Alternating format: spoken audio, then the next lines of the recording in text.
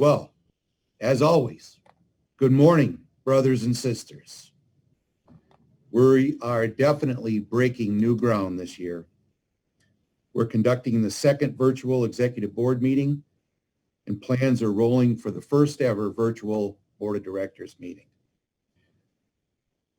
We work in an environment that demands flexibility. My report will cover membership changes and election updates, resources available through the Furlough Pilot Support Program, fee for departure efforts, PDG activities, ITAC developments, P4P news, and the latest on the BOD.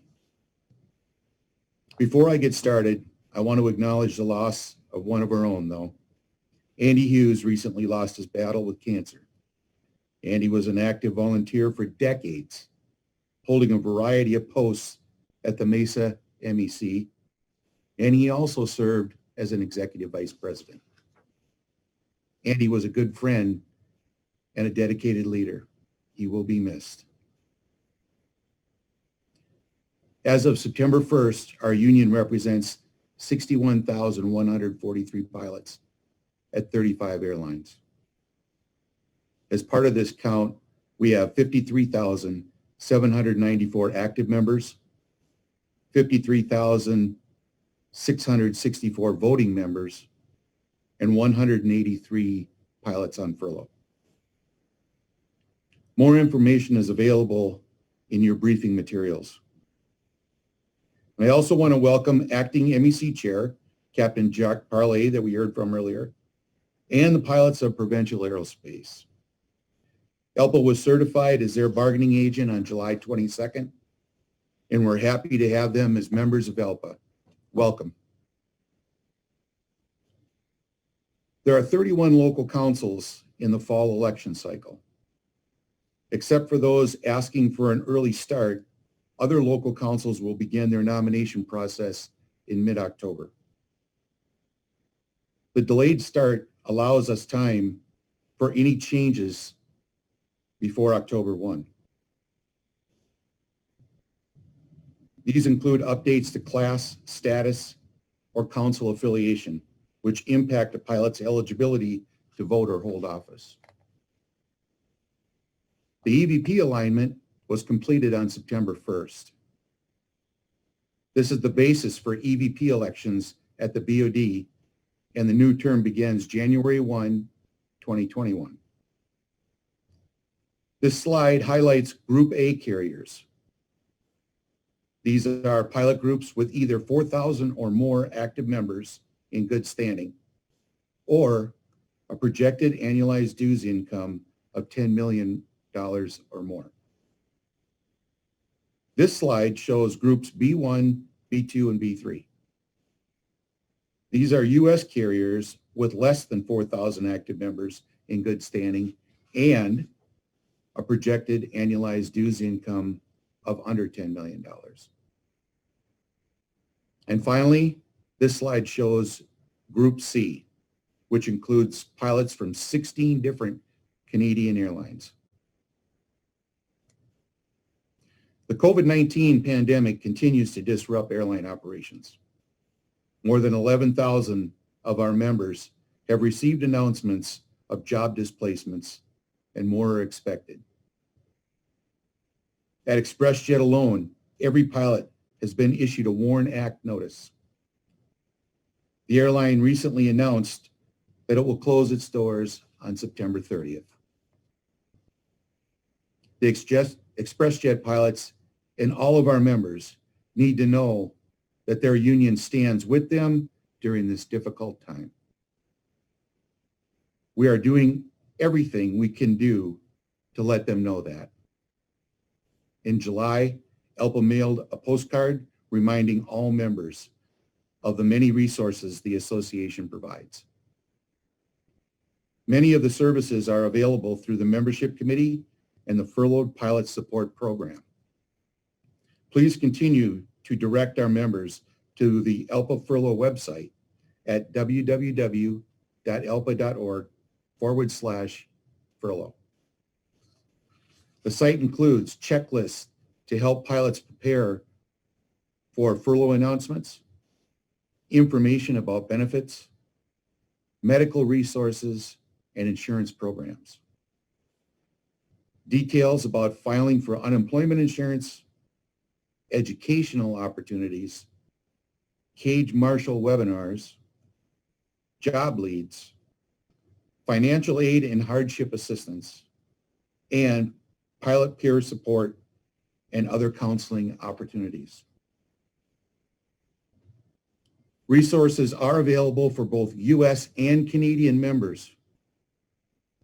The program was developed based on the feedback from previously furloughed pilots to help ALPA members navigate through this difficult period in their career. Please encourage your pilots to keep their membership records current. We want to be able to reach them when new information is available. Contact me personally if you think there is something more we can do. One of our groups helping us promote ALPA's furlough resources is the Fee for Departure Committee. The group recently held a bargaining roundtable with subject matter experts to discuss negotiating strategies during this difficult time. As an FFD pilot, I know how important it is to have this kind of support. I know what it's like to be displaced. I want to thank the members of the committee for all that they are doing.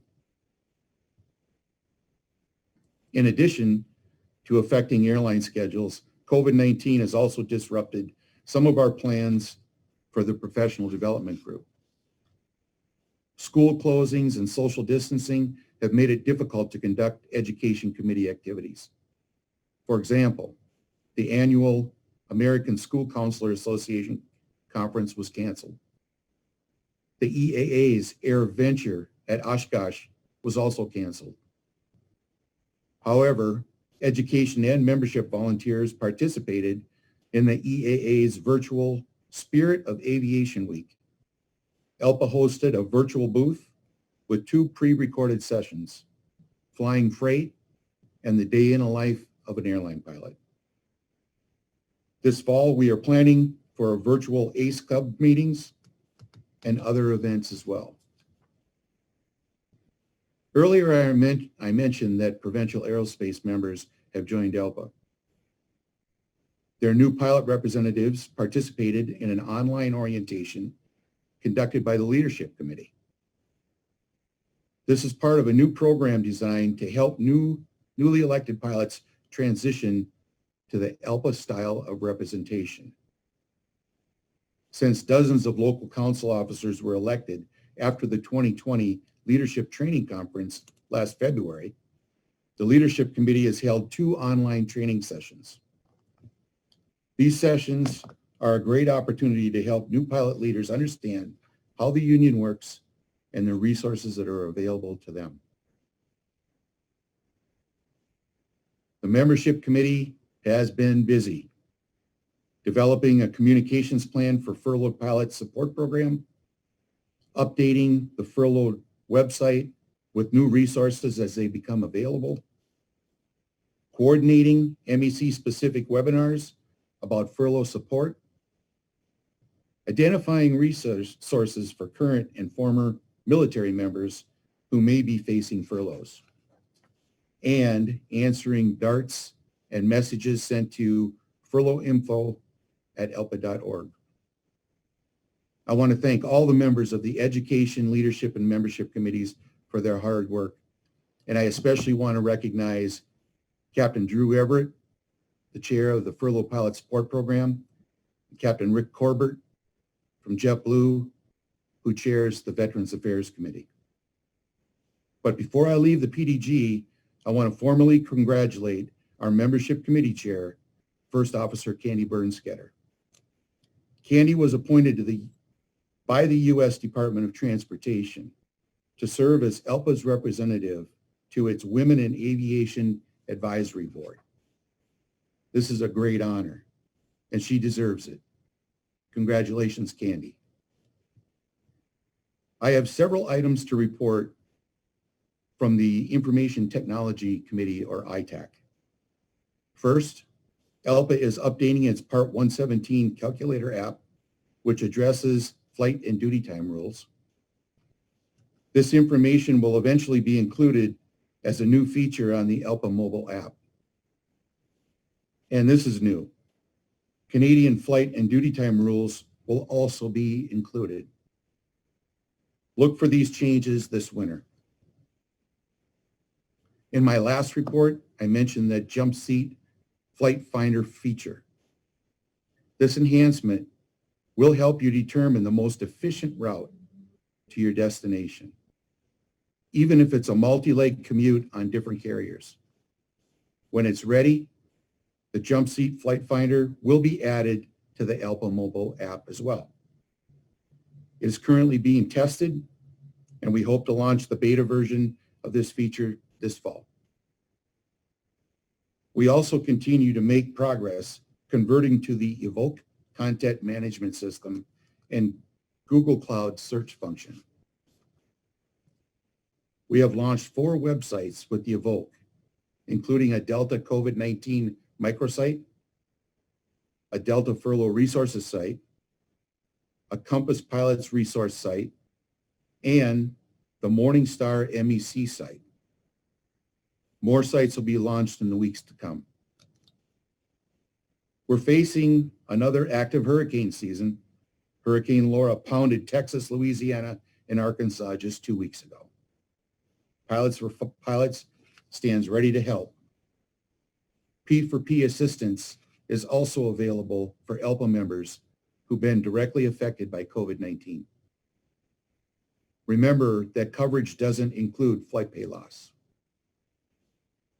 As of September 1, the P4P fund had a balance of $112,107.49. During 2020, we've received $30,135.50 in contributions, and we've issued $18,800 in grants, which was issued to 19 members. I want to thank the P4P directors for helping our pilots in need. And remind your members that to apply for a grant or make a donation, they can visit www.alpa.org/relief fund. Now, I mentioned earlier that the upcoming BOD meeting will be virtual this year, hopefully only once. Due to COVID-19 and local and state restrictions, the Diplomat Hotel in Hollywood, Florida will not be open for business next month. Please note that BOD begins Monday, October 19th. It lasts for 3 days this year, and we plan to complete all scheduled business, including EVP elections, which will be Monday morning, first order of business. Wednesday morning. As we approach the BOD, here are some important dates to remember. On September 18th, the advanced agenda will be mailed along with delegate committee assignments. On September 30th, we'll determine the BOD roll call numbers. Any late agenda items received will be mailed out to the delegates by October 1st. October 2nd is the last day a local council meeting notice can go out to fill vacancies with interim representatives. Information on virtual registration and how to access all the agenda items will be forthcoming. Please be patient and help us make this meeting a success. One of the ways you can do this is by reminding all of your reps to review all BOD materials in advance of the meeting. We want everyone to be prepared. Virtual meetings have become the norm at ALPA and around the world. While video conferencing may be necessary because of the pandemic, nothing replaces the value of face-to-face communications. Remember, there are many pilots who will need our help in the coming months. We owe it to them and all of our members to stay focused and work together. Help us conduct these meetings as efficiently as possible. Thanks for listening. Call me or email me if you have any questions. Thank you.